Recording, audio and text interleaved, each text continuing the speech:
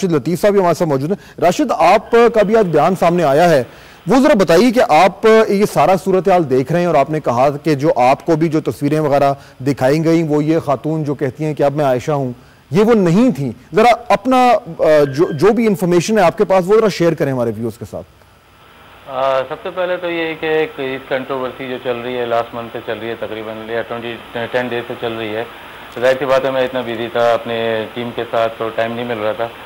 तो एक चीज़ तो मुझे पता थी कि जो मीडिया पे तस्वीर आ रही है वो लड़की नहीं है, क्योंकि शोएब ने खुद ही मुझे दिखाया था पहले, तकरीबन अराउंड 2000 या 2001 की ये बात है, लाहौर में। और वहाँ पे जब दिखाई थी तस्वीर तो वो काफ़ी फ़र्क है इसमें। इसके अलावा इतना ज़्यादा मुझे पता नहीं है इस केस में, इस कंट्रोवर्सी के बारे में। जाहिर सी बात है उसके बाद मैं पाकिस्तान टीम में रहा नहीं 2003 के बाद, और बाकी प्लेयर्स को काफ़ी चीज़ें पता होंगी। अच्छा, मुझे ये बताएं राशिद, मुझे बताएं कि जब वो उन्होंने शोएब ने आपको तस्वीर दिखाई थी तो उन्होंने बिल्कुल वाज़ेह तौर पर ये कहा था कि ये खातून है और इनका नाम आयशा है, वाज़ेह तौर पर। बिल्कुल शोएब का तो ये था कि उसने ये अफेयर जब चल रहा था तो काफ़ी लड़कों को पता था और मुझसे काफ़ी चीज़ें शेयर करता था। तो उसने जब मुझे बताया कि मैं इससे शादी करने जा रहा हूँ और जद्दा में रहती हैं ये, मुझे ये नहीं पता था हैदराबाद दक्कन के ये लोग हैं, लेकिन ये मुझे याद है अच्छी तरह से कि जद्दा का बताया था उसने, हैदराबाद का बिल्कुल जिक्र नहीं किया था। और ये बताया था कि मैं इससे शादी करूँगा, और काफ़ी सीरियस था ये, क्योंकि रात भर चैटिंग करता रहता था या फ़ोन पे भी। जब तस्वीर दिखाई थी मुझे अच्छी तरह याद है कि जब अब जो मीडिया में तस्वीर आ रही है वो काफ़ी फ़र्क है उसमें। उस जाहिर बात है उस बात को भी अब 8, 9, 10 बरस बीत गए जब आप जिक्र कर रहे हैं।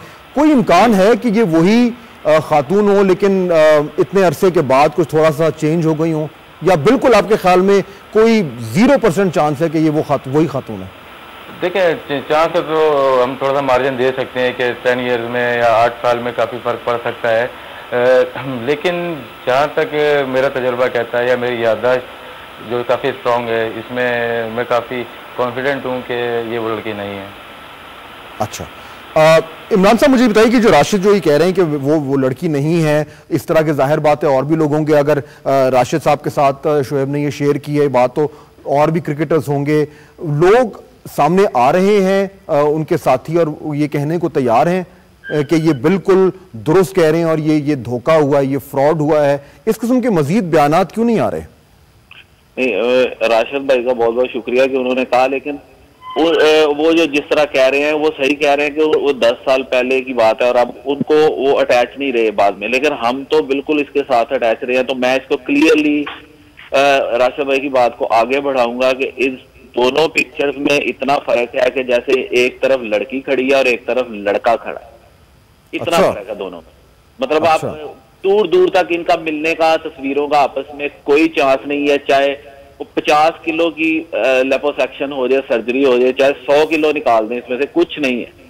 अच्छा, ये बताएं मुझे कि ये किस वक्त अंदाजा हुआ शोएब को और शायद आपको या जो बाकी फैमिली वाले हैं कि ये धोखा हो रहा है, कि जिस खातून को वो समझ रहे थे कि वो आयशा है वो असल में नहीं है, ये अंदाजा कब हुआ? ये भी 2004 में मैं यहाँ आया हैदराबाद में, तो ये सेम स्टोरी हुई कि यहाँ पे 4-5 रोज रुके हम दिल्ली में, और मुझे एक्चुअली अंदाजा नहीं था दिल्ली से हैदराबाद कितनी दूर है, या बाद में पता चला ये 2 घंटे की फ्लाइट है। जब हम यहाँ आए तो मेरा प्रोग्राम थोड़ा सा नहीं बन रहा था जाने का, 4-5 दिन ऐसे ही उससे बात होती रही, मेरी डेली बात होती थी इस लड़की से। सडनली मेरा एक दिन मुझे इंस्ट्रक्शन आई पीछे से, अम्मी ने भी कहा और शोएब ने भी कहा कि नहीं आप हो आए, क्योंकि इसकी जो मदर है उनकी मदर की डेथ हो गई थी, तो उन्होंने कहा कि हो आए आप।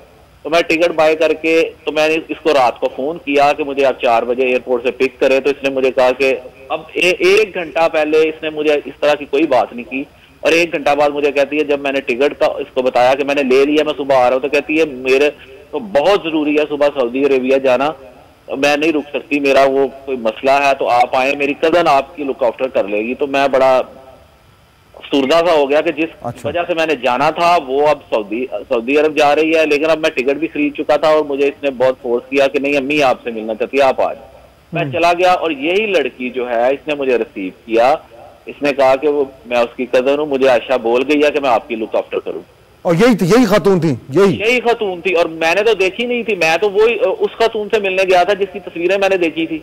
अच्छा, और मैं बिल्कुल यकीन कर गया कि वो तो है ही नहीं, मिलने का तो चांस ही नहीं है इनका आपस में। तो वो पता चला है कि वो खातून हैं कौन असल में? नहीं, वो बिल्कुल पता नहीं चला। और जब मैं वापस आया तो मैं बिल्कुल इसकी बात पे यकीन करके वापस आ गया।